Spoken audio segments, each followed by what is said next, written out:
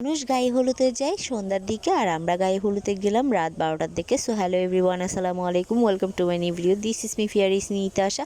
I hope আপনারা অনেক বেশি ভালো আছেন। আলহামদুলিল্লাহ, আল্লাহর রহমতে আমিও ভালো আছি।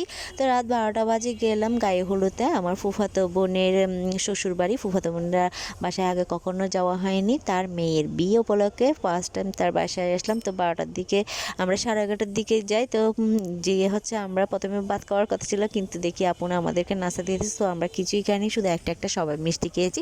এরপর সোজা বসে পড়েছি ভাত খেতে। আমরাই একদম সবার লাস্টে খেয়েছি, যেহেতু আমরা সবার দেরি করে গিয়েছি। তো ভাত খাওয়া শেষ করে একটু আসলাম স্ট্রেটের এখানে। এগুলো সবগুলো ভাগ্নি, আর এই যে ভাগ্নির সাথে একটু হেঁটে মজা করতেছি, ভিডিও নিচ্ছি। সাথে বউ যে, আর হ্যাঁ, এখানে এসে একটু শকড হয়ে গেছি। একজনের গায়ে হলুদ হওয়ার কথা ছিল, কিন্তু ওদের দুই বোনের একসাথে গায়ে হলুদ হয়ে গিয়েছে। দুইজনেরই বিয়ে ঠিক হয়ে গিয়েছিল, তবে একজনেরই নেওয়ার কথা ছিল, আরেকজনের নাকি হঠাৎ করে প্ল্যানিং হয়ে নিয়ে যাবে, যার কারণে একসাথে দুইজনেরই অনুষ্ঠান হয়ে যায়, দুজনেরই গায়ে হলুদ হয়ে যায়।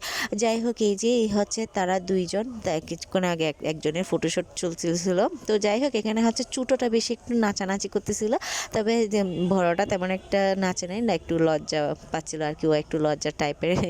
যাই হোক, এরপর স্টেট কালে পেয়ে আমরা একটু ভিডিও করে নিলাম, কারণ তারা নাচানাচি করতে অনেক বেশি ব্যস্ত। এই যে এখানে দুলাভাই টুলাভাই ছিল তাদের আর কি, এগুলো আমার ভাগ্নি জামাই আর কি। যাই হোক, এখানে বাগ্নি জামাইরা সবাই ছিল, যার কারণে আমরা ওখানে ছিলাম না। তো এখানে সবাই মিলে নাচানাচি করতেছে। আমি একটু ভিডিওগুলো স্প্রে করে দিছি, যেহেতু অনেক ভিডিও লং হয়ে যাচ্ছে, যার কারণে। তো সবাই নাচানাচি করে এন্ট্রি নিয়ে নিল একের পর এক।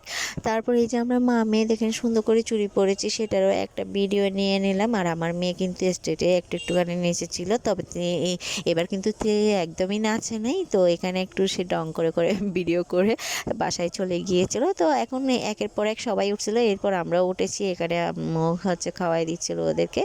তারপর আমিও একটু উঠে ভিডিও টিডিও করলাম, তারপর এখানে এদেরকে একটু দোয়া দিচ্ছিলাম আর কি। যাই হোক, ভিডিও করার জন্য। আর এখানে আমার মেয়েকে একটু তাদের সাথে ভিডিও করলাম, আমরা ছবি নিলাম। এরপর শুরু হয় নাচানাচি। আসলে এখানে সে দেখেন তার দেবরের সাথেই নাচানাচি শুরু করে দেয়। শুধু দেবর না, ও অনেকগুলো নাচ করেছে, আমি তেমন একটা ভিডিও নিইনি।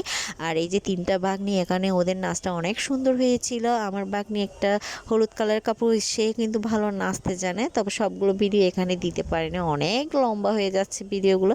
তো সেদিন আমিও অনেক এনজয় করেছি তাদের নাচানাচি করতে।